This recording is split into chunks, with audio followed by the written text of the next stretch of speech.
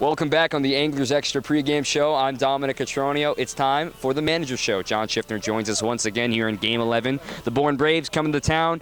A little lower record than what we're accustomed to seeing from Bourne. They're 2-8. You guys are 6-4. Granted, you can't take any team for granted.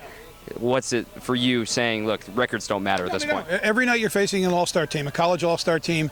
Some things sometimes, I know they came out here. They're still, coach said they're still missing 9 players. And just several days ago, the number is as high as 14. So that means you're trying to, win in the Cape Cod League with temporary players. And, some temps are very, very good players, as we know. And some are, they're not going to, they can't be here for the 44-game schedule. It's just that difficult for them. So, that's part of the reason why they're 2-8. Their pitcher today, I guarantee he's pretty good. There are not too many starting pitchers in the Cape Cod League, can't get guys out. So we're going to have to, play like we did last night and scratch and claw and do what we can. Do you remember somewhere where you had that many guys missing at the start of the season? That's a big number. At the start of the summer, maybe not this late.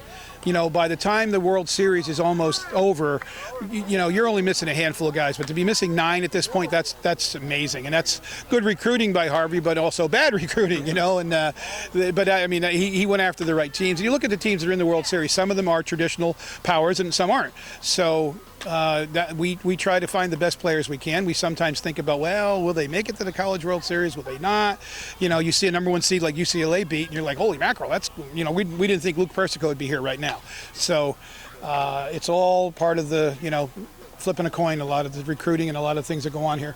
Let's go back to last night, a 4-1 victory for your Anglers, back-to-back wins for you, but that big 7th inning, finally getting some offense rolling. Offense is contagious both ways, positive or negative, but with 2-strike approaches as well. What did you like from your guys as they kept the hits coming and took the lead? Well, they battled. They battled their at-bats. They didn't give their at-bats away. They didn't give up.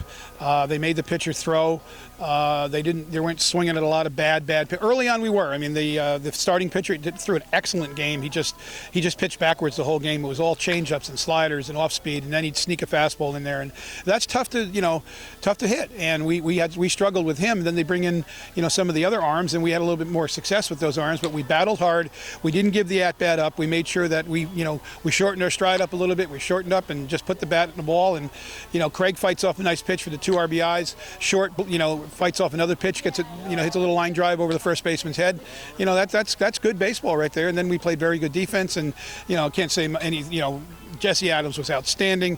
I'm trying to think who came in next. I think it was Miller, wasn't it? Or no, C.J. Burdick. Yeah. C.J. came in, did a good job, and then we finish it off. And it's that's the way you should do it. And we still had one more big bullet left in the bullpen. So that was a great job. It saved the pen for today, and it also just showed you our bullpen's really a strength of our team.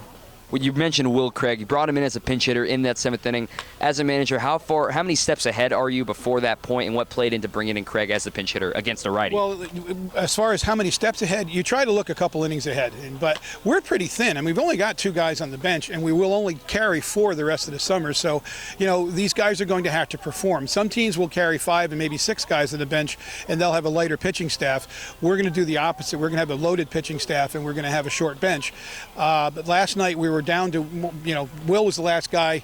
Not last guy, but with Will, we were looking ahead at Kyle. Kyle's leg started to swell up. He took that throw from right field, and it really swelled up on him. He was coming out that next at-bat anyway, because it's not the best thing to bring in a righty to hit against a righty, but the one thing that is Will Craig, a little different. So we said, let's do it now, and he came through for us.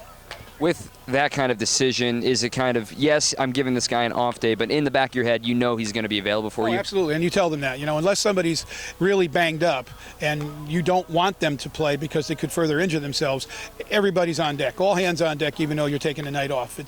You got to do that, and that's what the disadvantage of a thin bench is right now, because we're going into tonight's game with 1 guy on the bench, because Kyle's probably not going to be able to play tonight. We'll see how he feels, and I'll check with Leslie and Colleen and the gang and Stacy and see what they think, but we probably only going to have 1 guy on the bench tonight. But that's why you've seen us use pitchers as pinch runners. We can use those guys in that situation, so we can use their speed and not necessarily take a guy who's a speed guy off the bench and then replace him with a bat guy. So it's better, you like that where it's not a 3-man switch, it's only a 2-man switch. Furthermore, tonight with the defense, you got guys moving around in positions. They didn't really play in the college season, but here on Summer Ball, that's what it's for. How do you explain? I mean, you got Will Craig at first, Todd Zinnigy at third, Luke Persico in right field. You could really flip all of those around. All of those guys have played those positions. Will played some third this year at school, mostly first.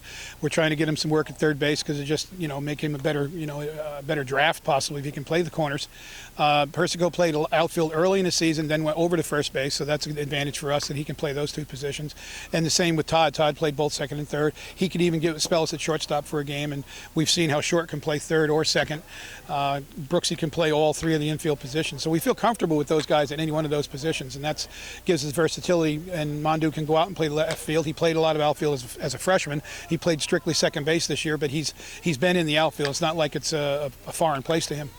Tonight, the Anglers trying to make it 3 wins in a row against the Bourne Braves, visiting here to close out the 4-game homestand. That's the Manager Show with John Schiffner. Thank you, Don. That's it for us down here. Johnny, take it away in the booth.